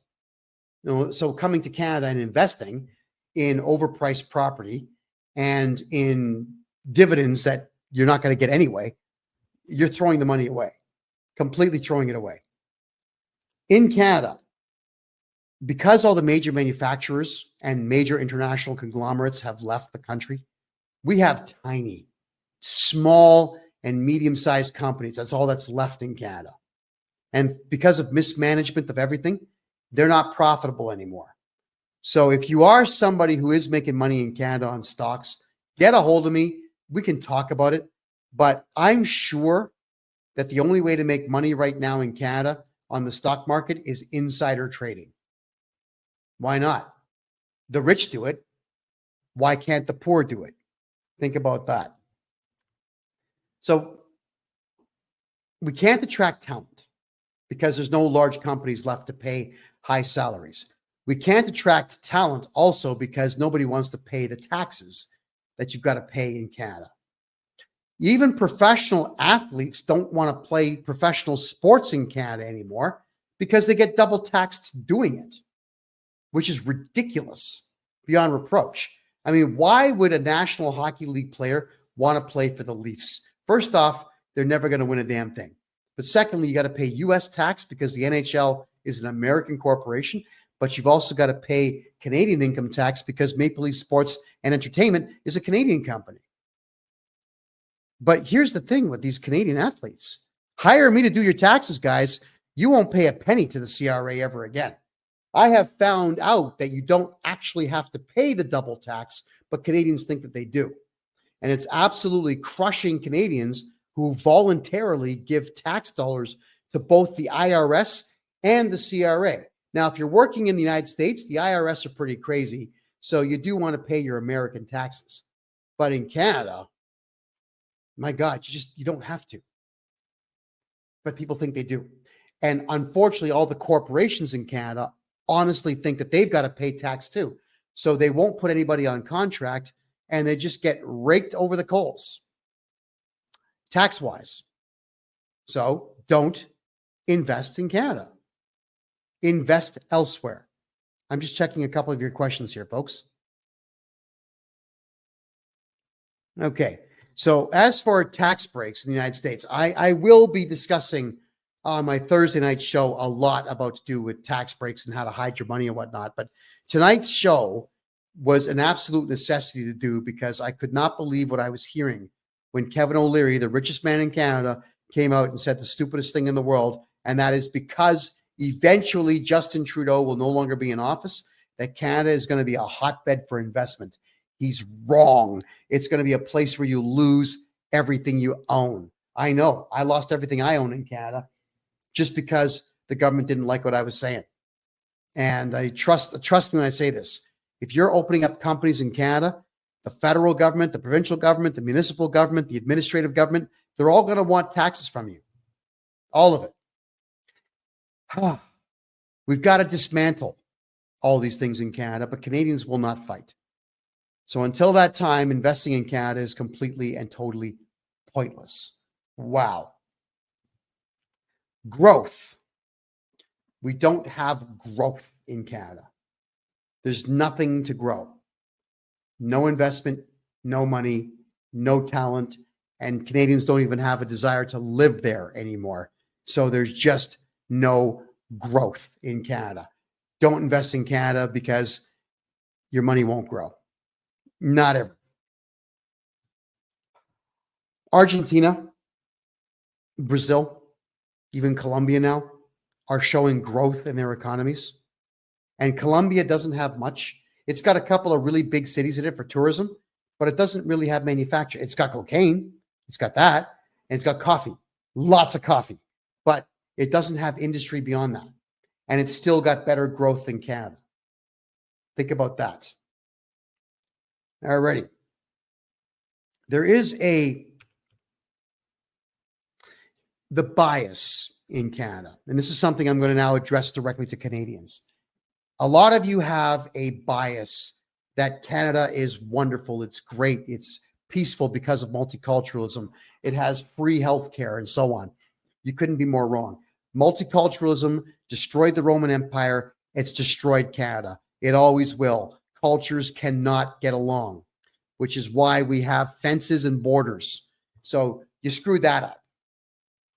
The idea that free healthcare was a good thing was great when it was first conceived. And Canadian healthcare up until the late 90s was actually pretty good. And I liked the idea of being able to break my arm and get fixed up and leave and not have to pay at the hospital. I loved that. That was amazing. So Canadians were really healthy. But because of all this multicultural crap, we let Indian culture into Canada. With Indians, if it's free, they line up and they take as much of it as they can get their hands on. So where Canadians would, if someone got sick in Canada, a Canadian-born person, regardless of skin color, would go, maybe have a family member there for company, but both people wouldn't get checked out. Just the sick person would, or the injured person would. But in India, their stupid culture says that if one person in a family of 12 gets sick, all 12 of them would go. And all 12 of them were not taxpayers. Maybe none of them were. But the free healthcare paid for by Canadian-born people was given to them even when they didn't need it. And now the hospitals are broke. There's no more money left for Canadian healthcare. And you saw during the fake pandemic that Canadian hospitals were willing to murder Canadians, which they did en masse. Canadian hospitals killed people. Remember the old lady who didn't want to wear a mask in the Toronto hospital and the security guards there beat her to death? And the other security guard who was monitoring the security camera knew that his friends were beating an old woman to death, so he turned the camera away. Remember that? Security guards and police in Canadian hospitals will beat you to death. And now, if you go to a Canadian hospital, whether you want it or not, they will inject you with COVID vaccines. They're doing it now. Do not go to a Canadian hospital. So why would you want to invest in Canadian medicine when it's only allowed to be socialized, but it sucks? And the hospitals are there to kill you. My God, they'll kill you. In Toronto, it takes between 6 and 48 hours to be seen in the emergency room. It's awful. And you're not allowed to have private healthcare centers. So this free healthcare that Canadians say they have does not cover dental or optometrists. It doesn't cover chiropodists or massage or alternative therapy. In fact, the Canadian government's going out of its way to ban supplements and to ban homeopathic care and to ban naturopathic care because they want you buying drugs.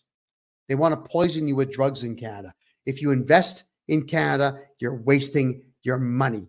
Do not, under any circumstances, invest in Canada. It is a god-awful, communist, Marxist center of death and despair and brokenness. You are going to lose your shirt. You're going to lose everything if you invest in my homeland. In fact, I'm so dismayed and disgusted by what Canada has become that the second that I get my Colombian passport, I'm going to make a big production out of burning my Canadian passport. It doesn't mean anything to me anymore. And you heard Kevin O'Leary in Cairo, the Egyptians don't want Canadians there. Your Canadian passport is not going to get you into other countries because Trudeau has proven to the entire world that he is a pedophile and that he wants pedophilia to reign as the dominant cultural practice in Canada. And the countries out there around the world are not having any of it. And Canadians are taking the blame for it. And the rest of the world will continue to shun Canadians because Canada, this is your fault too. You elected that idiot not once but twice, but then you let him stay in office and you didn't shut down the government violently when you had the chance. And you had the chance at the in the Ottawa convoy, Canadians, that you turned it into a goddamn party. You were smoking weed and drinking in the streets and dancing like a bunch of idiots. You could have taken the cops down by force. You could have taken the government out by force. That was the last chance you had. And I'm telling you now, everybody, Canada as a country is finished. It's over. You now have to get your money, your gold, your silver, your assets, everything. Get it out of the country before it's taken from you. If you're outside of Canada, if you're a foreigner, I'm a Canadian citizen who had to escape Canada because the government made 7 attempts on my life just for talking. Don't go to Canada, man. They will take everything you have. And you'll probably end up like me with knife wounds all over your body. Yeah, it's a true story. And all of you who know who I am, you know my story. Just type in my name and look at all the crap they've had to say about me in every newspaper in the entire country. This is a warning to all of you around the world. Do not invest in Canada. You'll lose everything. And to the Canadian people, I beg you, please get out before they stop you from getting out. It's only a matter of time before they bring in this stupid digital ID and you won't be allowed to travel. God, please just get out of there. Look at how happy I am here in Panama. Look at what I've done in Panama. In 7.5 short months in a so-called third world country, which it's not. I've made more money in 7.5 months than I did in 24 years in that communist dump. And I'm only getting better every single day, and you can too. And I honestly want that for Canadians. I want you to do well. You're just not going to do well there. And that is it for now, everybody. We are going to be covering more tax stuff, more money stuff, more investment stuff on Thursday. On Thursday nights, we talk. It's called the Real Estate Money Show. It's at 9 p.m. Eastern time, again, here on freedomreport.ca. And this is the Kevin J. Johnston Show, which runs absolutely every single Tuesday at 9 p.m. Eastern time on freedomreport.ca. I know that we've had a little bit of a different approach to the show tonight, everybody. And you can tell I've got bronchitis. I'm having a hell of a time getting air through my vocal cords tonight. But I just had to bring all of this to your attention because I truly do want prosperity to return. And unfortunately, it's not coming back. Canada, I'm sorry, it's not coming back.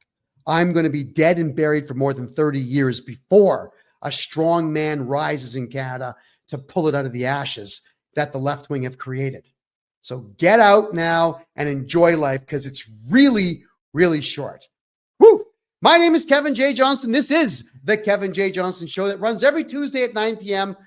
And now, oh my God, I can't even talk, right here on freedomreport.ca.